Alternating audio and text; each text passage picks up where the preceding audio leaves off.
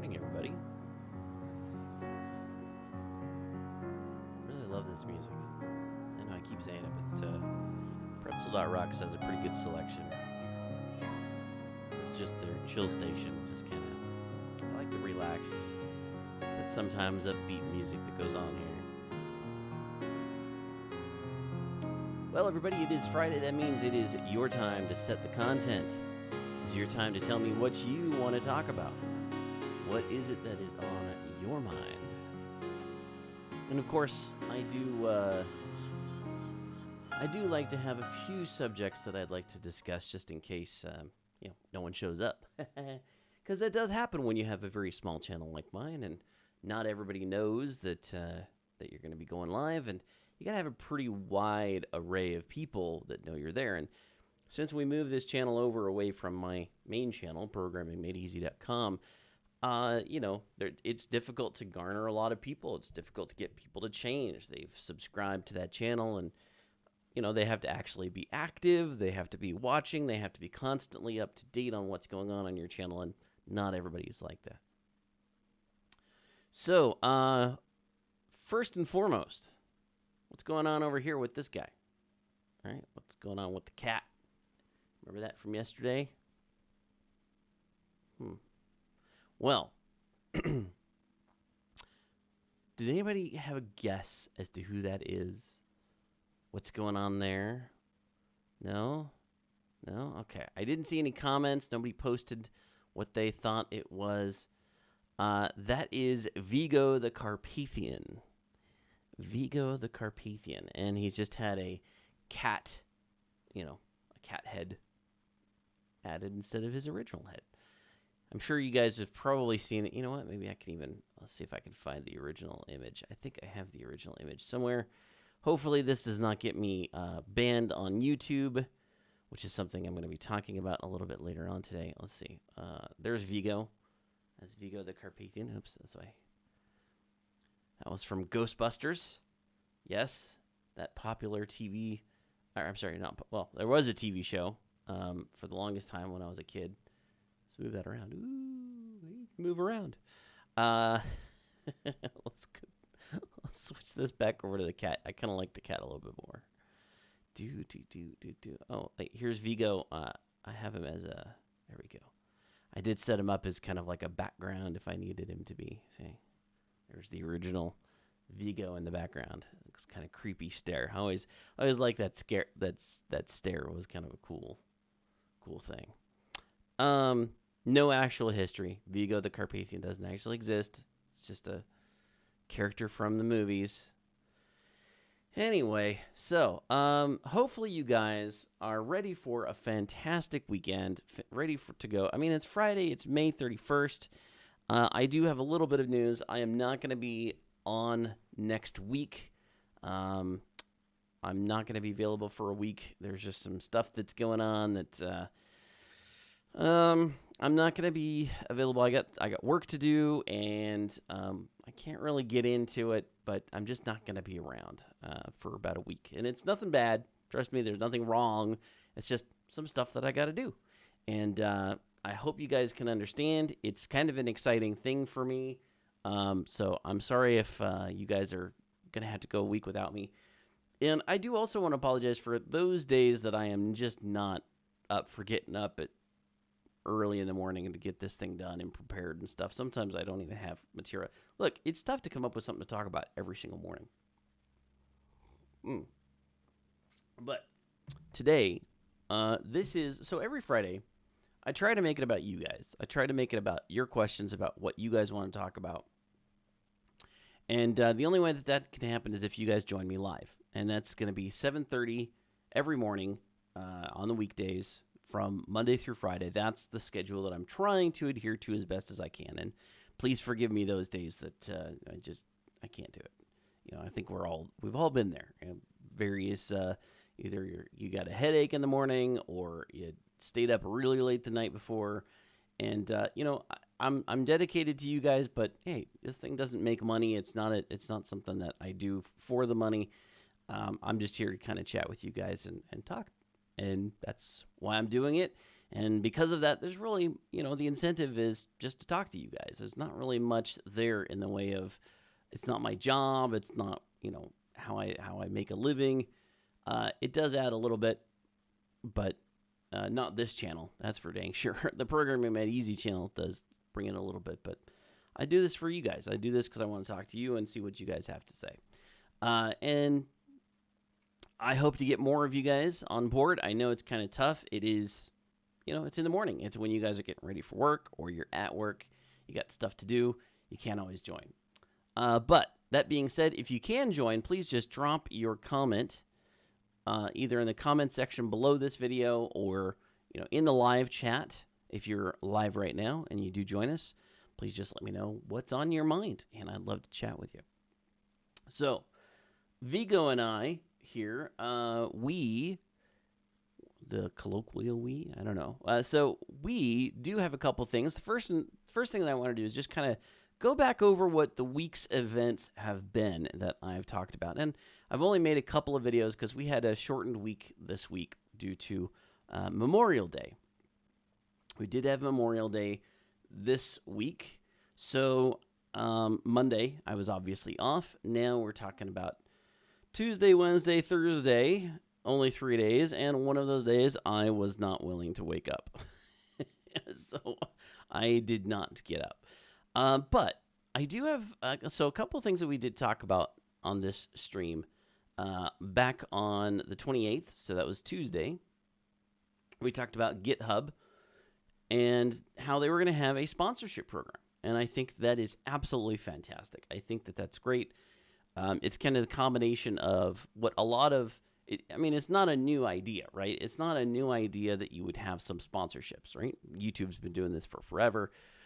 Well, actually, not YouTube. YouTube hasn't been doing it. YouTube actually just recently came out with the subscribe option. So that's great.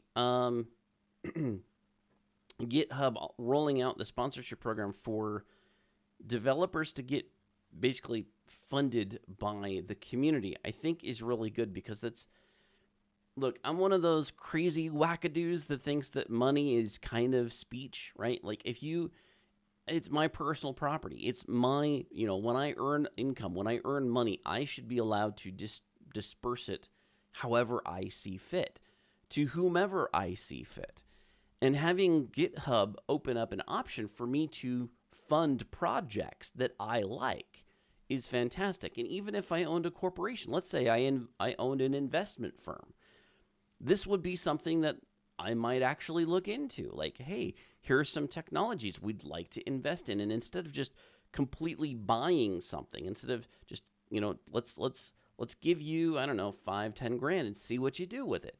And then, if everything looks great, then we'll bring you on board and we'll do a full-time project or something. Or I'll include you as amongst my portfolio of projects that I fund.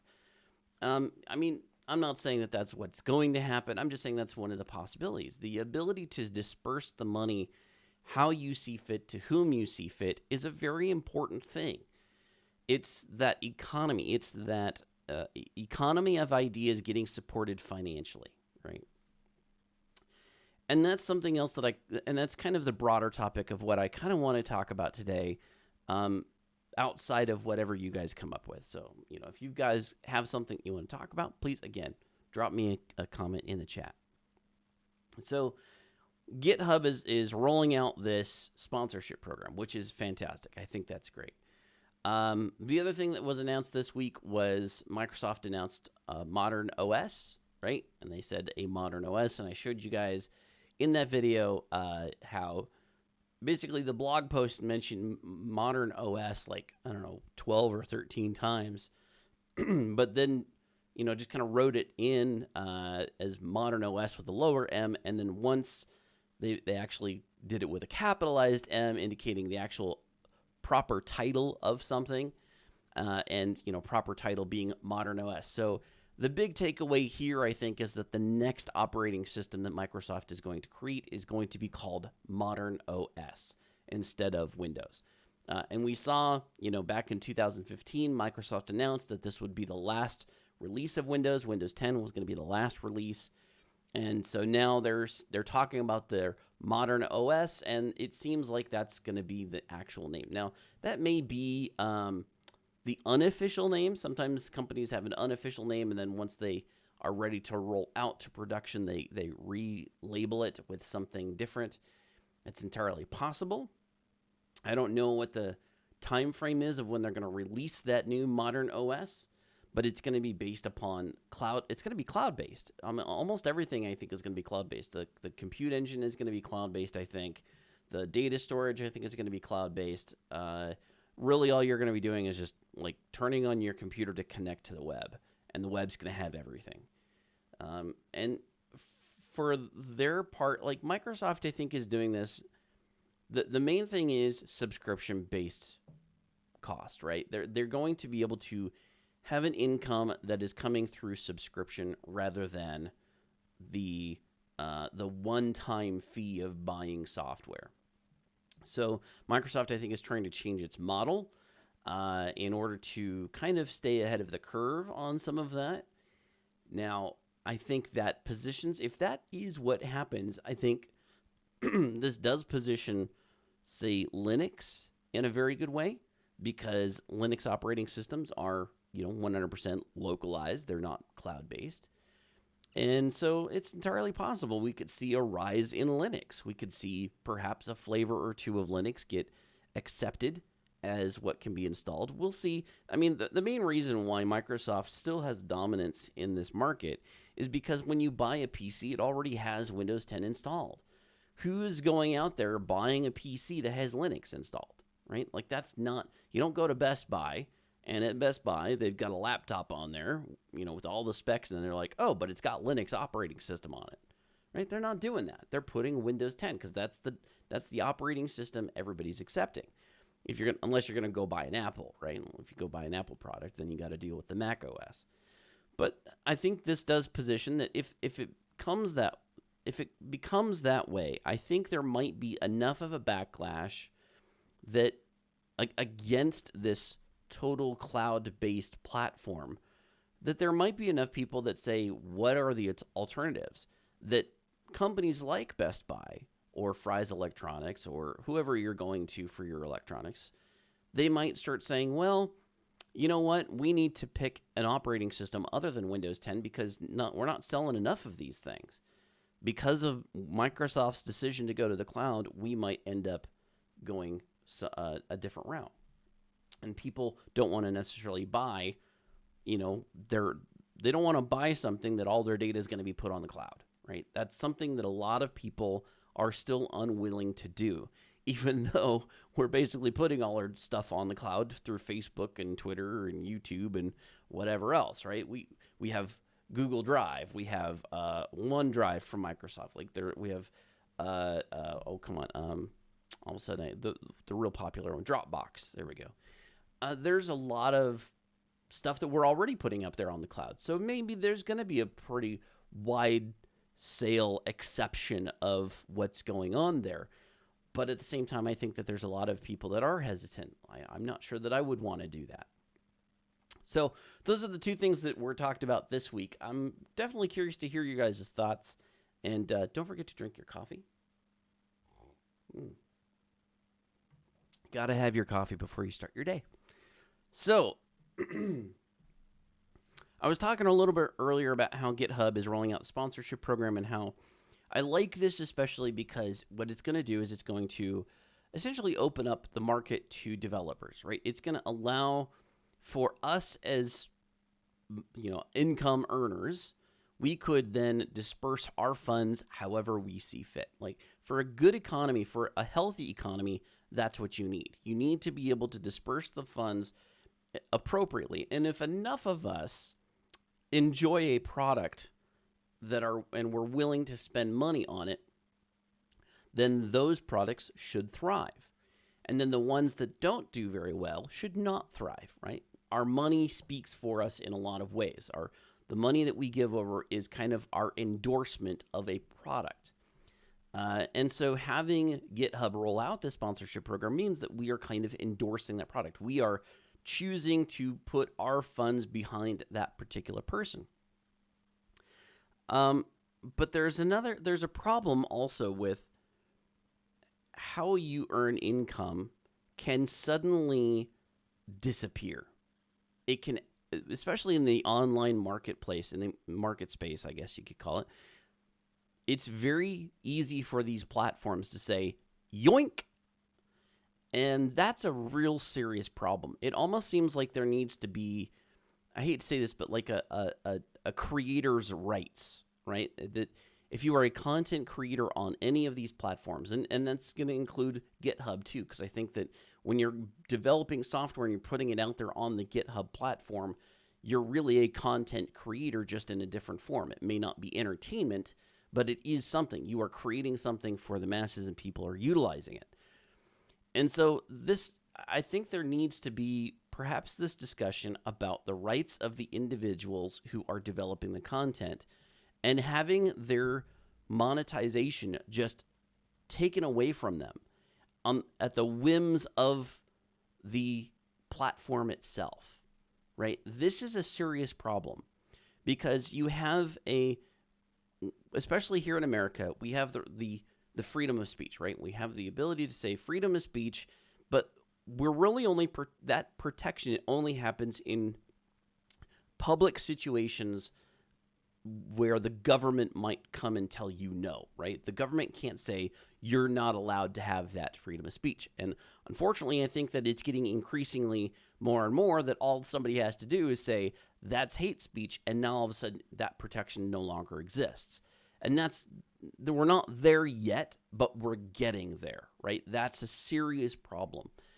And some of what's going on is we're having this fight occur not necessarily, in the town square at, it's not like somebody's a bell ringer and, hear ye anymore, right? Back when we had our Constitution created, that was the public square. People were talking actually vocally out in public. And now that public square is online, right? It's through these platforms. It's through Facebook. It's through YouTube. And it's a serious problem that these entities are able to censor any speech that doesn't fit their narrative. And it is a narrative. Understand, this is their companies. They exist inside of this one small area of the country, and they all kind of have this perception of how they think things should be and how they want the world to be created. They want to shape the world. And in fact, that's sometimes part of their manifesto, if you will, right? We want to shape the world. And that's good in a certain way. You want to be able to kind of help motivate the world and move it along, because that's kind of the internal struggle that we're all trying to do. But along the way, you have to allow for dissent. You have to allow for people who disagree with you, because that's the only way that your ideas can possibly win. They need to be challenged. And when you try to silence those opposing viewpoints, all you do is create a certain mystique, right? You create attention. You draw attention to those things. And so what we're seeing here is an increasing attempt by these different platforms to demonetize, to basically say, you guys can still have a voice, but you're just not going to be able to make any money. Okay? Even though you have a huge, wide, vast array of people watching and following, you're not allowed to make money. Okay? So this again kind of goes to, well, is money freedom of speech? Is my ability to spend money on however I see fit, is that an extension of my freedom of speech? And I don't know that freedom of speech is necessarily where you could state that is, more than, it's personal property, right? However I want to take my personal property and do a transaction with somebody is my business, right? It's not the business of the government. It's not necessarily a business of Facebook or YouTube or any of that. Now, I understand the conundrum that YouTube is in here, because they have corporate sponsors, right? They have They have companies that are spending a vast amount of money to have advertisements roll on video. And that algorithm of figuring out where those advertisements go in order to be displayed, it's not a perfect thing. And we ran into several situations where, the one that always gets talked about is like how these Nazi propaganda videos were getting different, advertising, and the advertisers didn't want to be associated with that. Now, I don't know to what extent, like this is all conjecture. I don't know which videos specifically they're talking about. I don't know if it's even really not, like now I'm starting to even doubt that it was real Nazi propaganda. Like, because that term is being thrown out so much. It's the boy who cried wolf, right? Nazi, Nazi, Nazi. It's ridiculous. No, a legitimate person who is a white supremacist that has their video content, here's the thing. I want that person to be able to be heard so that we can all gather around and say, look at how stupid this is. Okay, look at this actually exists. This is an actual thing. We need to it's not about ignoring it. We need to say, this is dumb. We need to kind of confront that. We need to be able to confront it. And if you just deplatform, if you demonetize, if you take all that away, and I can understand the demonetization in that specific case, but if you just take away that person's ability to speak, it means nobody else can hear it and nobody else is going to challenge it. So they're going to go off in their own little bubble, thinking that they're still right because they're not being challenged. They're just going to, because nobody else can even know that they exist. So they're not going to feel challenged and they're going to feel like they're right. And in fact, if anything, it just means, oh, I'm getting somewhere. It's when you receive the most resistance that you know that you're doing the most good, right? That's the mentality you often hear about is if, it's always harder when you're making the best progress. So for them, from their perspective, they're thinking, yeah, I'm doing all right. And like, we can't challenge it because they're now being deplatformed. They're taken off of these institutionalized, town squares of Facebook and YouTube and Twitter and et cetera. So that's one of the beauties of freedom of speech is that you get to see all the lunacy and point at it and laugh. And when you point at it and laugh, you're going to get one of two reactions. You're either going to get them, they're going to get even more vile and more hate-filled, but the more likely outcome is they're going to feel kind of admonished and be like, ugh. So that's why you have freedom of speech. That's one of the aspects. It's one of the positives of it, okay, is that the really bad ideas get quashed by the public. And then the good ideas get promoted, right? The good ideas continue to grow. And that's another thing. That kind of goes back to what I'm talking about. If a person is making enough money on these platforms because they are being sponsored, because they are being, they have enough viewers to generate the ad revenue, or they have enough people that are subscribing and sponsoring and contributing, then clearly they have something good to say, something that resonates with enough people.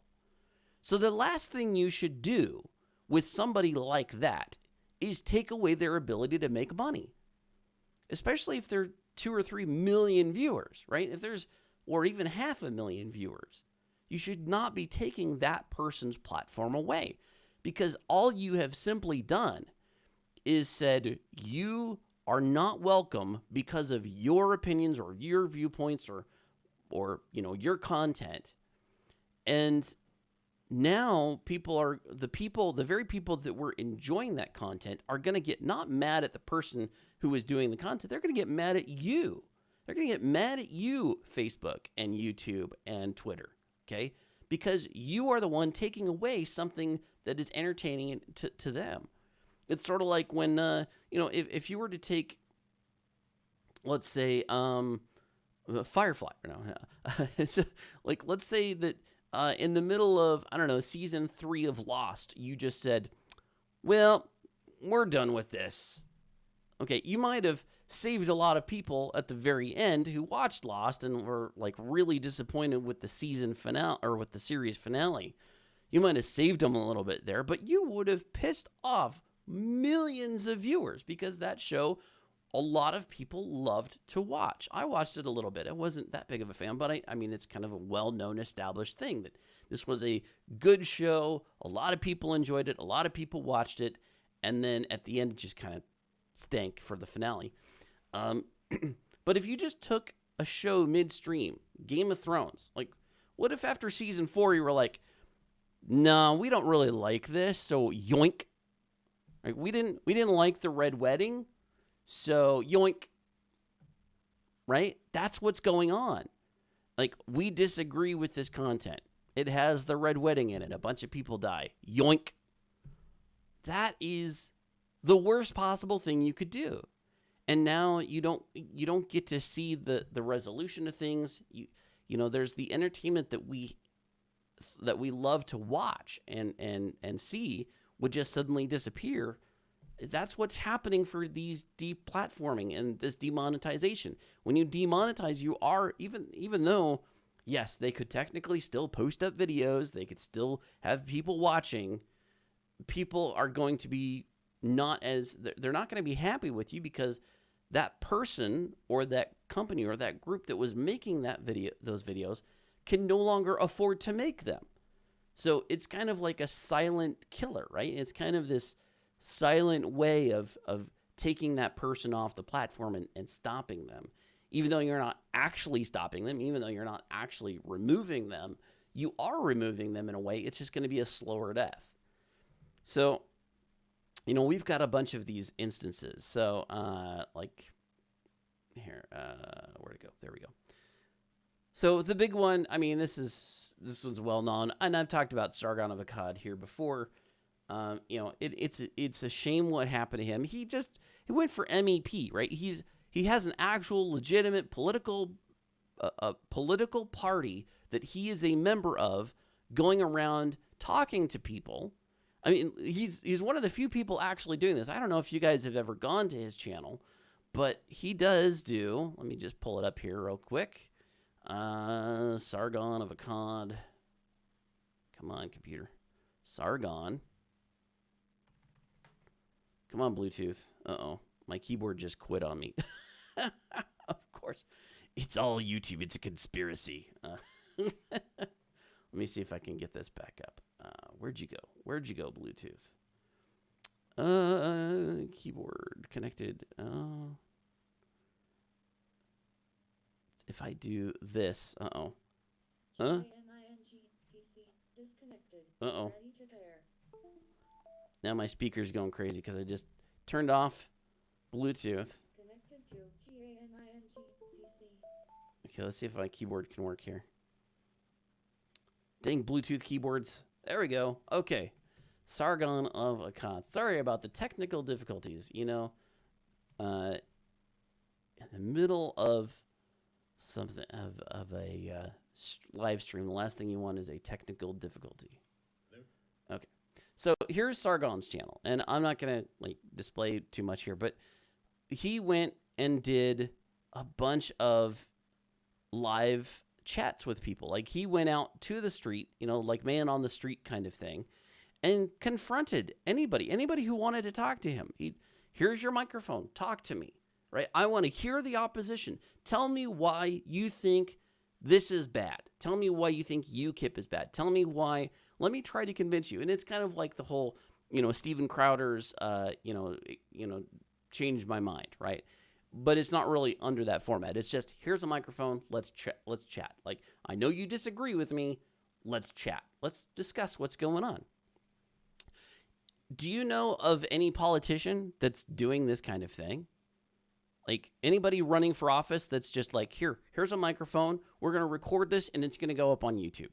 Anybody doing that? This is a brave thing that this guy's doing. Even though you may disagree with his politics, like, you have to respect somebody willing to be that open about their policies and their positions and what they're standing for, and willing to confront anybody who disagrees with. Like, I want you to come and disagree with me. I am inviting you to, here is your public platform to come and tell me why I'm wrong. Can you imagine Nancy Pelosi doing that? Could you imagine Barack Obama in the day doing that? Harry Reid? Can you imagine any, like, name your politician? There's a couple of them I can tell you. There's, you know, I don't know. I don't want to get too far into that. That's really kind of besides the point. I just think it's crazy how somebody who's so widely popular, I don't remember how many subscribers he had, but you know, he's got a ton of subscribers. He's got a lot of subscribers. So he's been deplatformed, essentially. He's been demonetized, right? So YouTube channel demonetized. But he still posts up videos. Here's another one. So this was YouTube pulls ads on interview with LifeSite co-founder. Says it isn't suitable. This was having to do with somebody who's very, I guess, hardline Christian, and has some pretty interesting things to say about, about like transgender. And he, that of course gets you demonetized because you're talking about transgender. How dare you? You can't, you're not following along. We have partners that are paying us money for our advertising revenue. And that means, if you're talking about something this controversial, we can't have you we can't have any money going your way. There was another one, Secure Team 10. So this one, he did get his things back, but this has like absolutely nothing to do with anything really controversial. He's a guy that posts up a bunch of like YouTube or UFO hoaxes and stuff like that. It's really kind of obvious that a bunch of this stuff is just fake. It's not really real. But to some people, it's very entertaining. It's not that necessarily everybody agrees with it. It's just kind of an entertainment purpose. Now, whether you agree or disagree with the stance of the channel doesn't matter. People are going and watching. This guy had 2 million subscribers at the time that his channel was demonetized. Entire channel. Every single video that was posted was demonetized. Now, the reason why YouTube did this officially was because they said that it was because the tags, the descriptions, and the meta information about the video was misleading, right? Or dubious, right? And there really wasn't any course of action for him other than to just reach out to his network, to the people that were watching on another platform, to go to Twitter and basically say, hey, Twitter, I've been demonetized, right? Tell all the people that are on his Twitter feed, I've been demonetized. Can somebody go reach out to whoever needs to be reached out to? And eventually his platform came back online. But you can imagine that there's streamers like me that don't have near this kind of visibility or this kind of following, that if my channel was, Programming Made Easy was just demonetized and they didn't really tell me why, they gave me some vague description that I have like, what are you talking about? I've got 0 strikes against my channel. And that's what happened here, by the way. This guy had 0 strikes against his channel. 0, none. No previous issues, just out. Right? Like the algorithm just was done. YouTube is doing this pretty regularly now, and sometimes it has a slant to it. I don't know that this UFO channel, right? Secure Team 10, they're obviously not they're not a website or a channel that is politically motivated, I guess you could say. There's something else, but, fake news about it. And maybe that's possibly why there's been such a big push for this now is, are you doing fake news? And I also know that YouTube is battling some fake news because, like, there's a legitimate problem where there are companies that are posting up YouTube videos that are based upon just trying to accumulate views. And they're really kind of badly put together. It's like they post images that roll across the screen, and they have this this computerized voice that just reads some sort of text, and that's the video.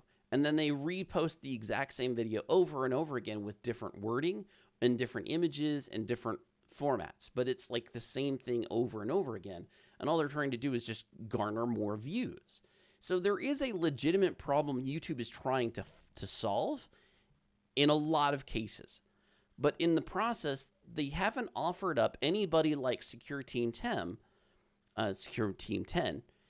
a proper way to say, hey, what are you guys doing? My channel should not be demonetized, right? There's no way to properly, like, scream and shout at them, hey, what are you guys doing? I don't understand any of this, or get any sort of viable feedback from them. It's just kind of this this department at YouTube that goes through everything and demonetizes at will, and then when you try to ask them why, there's no response, or the response is so incredibly generic that it doesn't actually answer the question or give you any sort of pathway of getting fixed, right? Of having it reinstated. So all this leads me to this point. Alphabet's first quarter stumble is a mystery. The Guardian turns frowns upside down. So this was back in May 2nd, and I know this was released quite a while ago. We've known about this. But there's this really interesting line in here about Alphabet's bad quarter, right? What are the reasons why Alphabet, which is Google, right? Why did they start losing revenue? And in the absence of satisfactory explanation from the management, Bloomberg considers 5 possibilities. So this is Bloomberg's assessment of why they think Google has basically turned and lost some of their money. And guess what number 3 is? YouTube's demonetization of questionable content led to measurable revenue declines. Okay?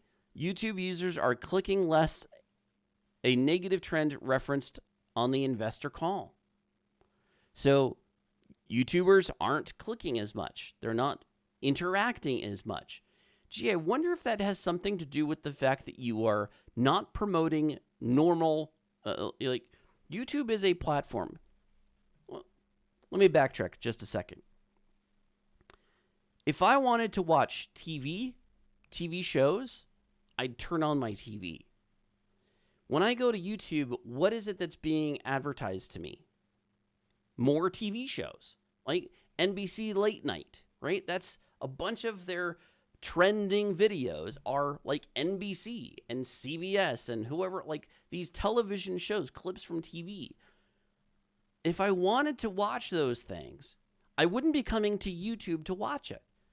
YouTube started out with the concept of for the creators, for us, for the people to have a voice.